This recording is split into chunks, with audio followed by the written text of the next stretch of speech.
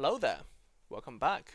It's Sheepishly here once again, and today I've got a couple of updates for you guys. The first one is obviously GGG has finally released their plan for what's going to happen with Paths of Exile for the rest of the year. Spoilers, they're going to rerun the 3.25 Settlers League with a refresh economy and a bit of a twist to it, which I'm very excited about, and I definitely will be playing. And the second update is more around the direction of my channel and where I hope to take my content. Without further ado, let's get into it. Let's start with the GGG news first. I'm sure most of you have seen this one already, but, well, essentially what GGG has come out and said earlier this week is that 3.26, the next POE 1 league, will be delayed at least to late January. And keep in mind that this is announcing the new league in late January, which means that the actual start of the 3.26 expansion will likely be in February.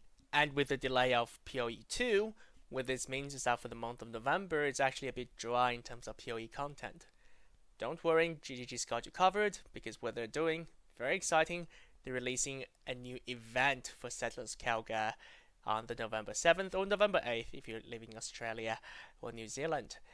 Now, what this event is actually quite a standard event. I did read on Reddit and the other content creators, some of them were not too happy with kind of how stock standard this event is, because what it is that they just kind of refreshed the Settlers of Calgary event with a little bit of a twist, because they're adding the Lantern of Aramore back to it.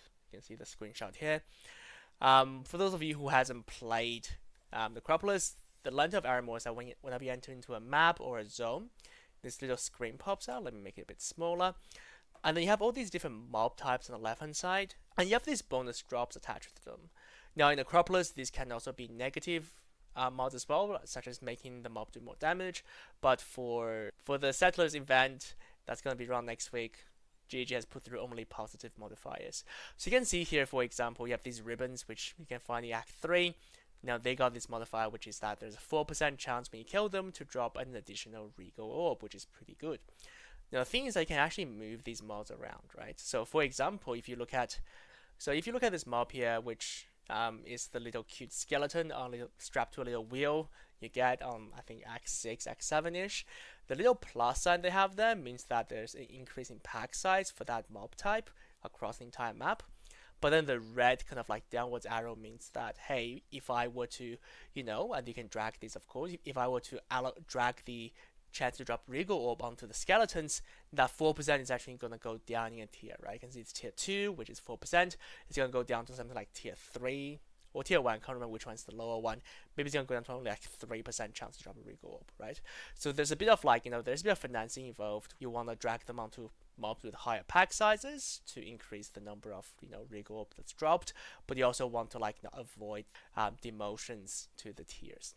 So that's how Lantern of Aramore works. It's actually quite a fun mechanic. I did enjoy it quite a bit.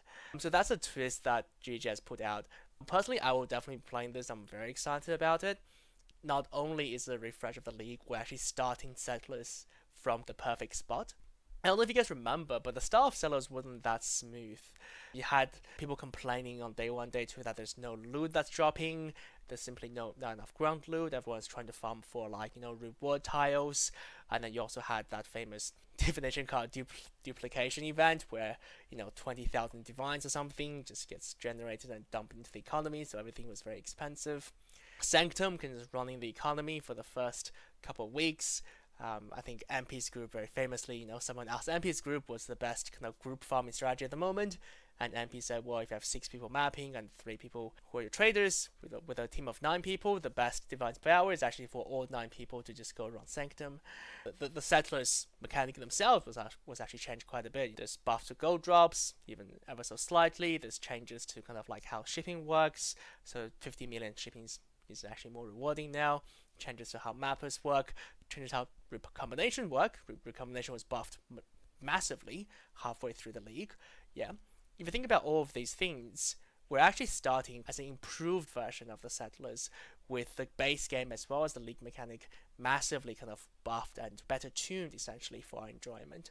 So I think the game's in a very good state, and I'm a big grinder for POE, and I always love a new league, so I personally am very excited, and I definitely will be looking forward to this league. So For those of you who are interested to join me, I think the start time is 1 p.m. November 7th PST, which is Australia, like I mentioned. It's actually the morning of November the 8th, which is a Friday, I believe. Very excited, and there will be I believe, what is it? There will be a mystery box if you hit level 50, which is very easy. In terms of my plans for the channel, I just want to say a big thanks to all the support from everyone over the last couple of months. It's been tremendous how many people have tuned in to watch my crafting guides or my farming videos or my build guides. A lot of insightful comments and very supportive comments, and I'm just very grateful for you guys for sharing your time with me and spending time on my content and taking your time to leave a comment or like or subscribe. Those things means the world to me. For me though, there's a build I've been wanting to play for a couple of leagues now. It is a meta build, so it's not some kind of like hidden build that I've cooked up. I have something cooked up, but I think they're pretty bad. But so there's a meta build I haven't played yet that I'm looking to play. Gonna give you guys a hint. It uses wands, and the reason I'm really keen to play this is because, well, with Settlers and the Tormented Spirit Wand enchant, which I haven't had a chance yet to get to play in the normal Settlers League, I'm just very looking forward to playing with the wand enchant. From the looks of things, the wand enchant is one of the most insane things that's ever happened to Path of Exile, and you can have two of them. So I'm very excited by that. So it will be a build that will do World 1, and I will be grinding my butt off to try to afford both of the torment enchants. And I think this is also a build that can make full use of the recombination buffs, so there's going to be a lot more crafting guides to come, so do look forward to that.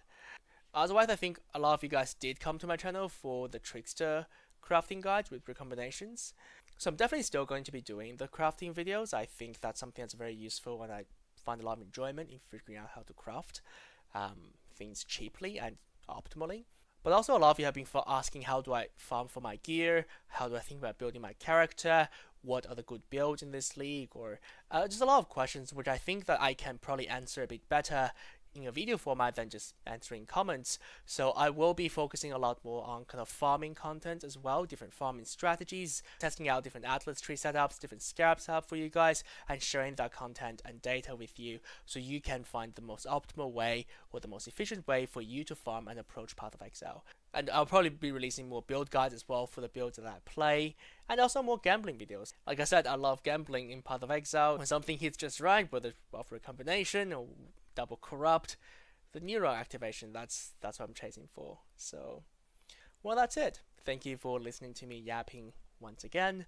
Please like and subscribe to my channel if you haven't already, and do turn on the notifications so you can get notified when a new video comes out. I will be releasing a series of videos over the coming week for what my plans are for the Settlers rerun, what builds I'm gonna play, what builds I think is good, as well as some atlas strategies, or really any content that may be helpful to you guys in terms of starting Settlers again. I'm very excited. You cannot believe how excited I was to hear that we're having a new league on Settlers. It is by far one of my favorite leagues in Path of Exile. I'm just so happy to have another go at the league. It's gonna be good fun in November. I'm very happy GGG is doing this event. Well, that's all. Thank you once again. I'll see you guys next time.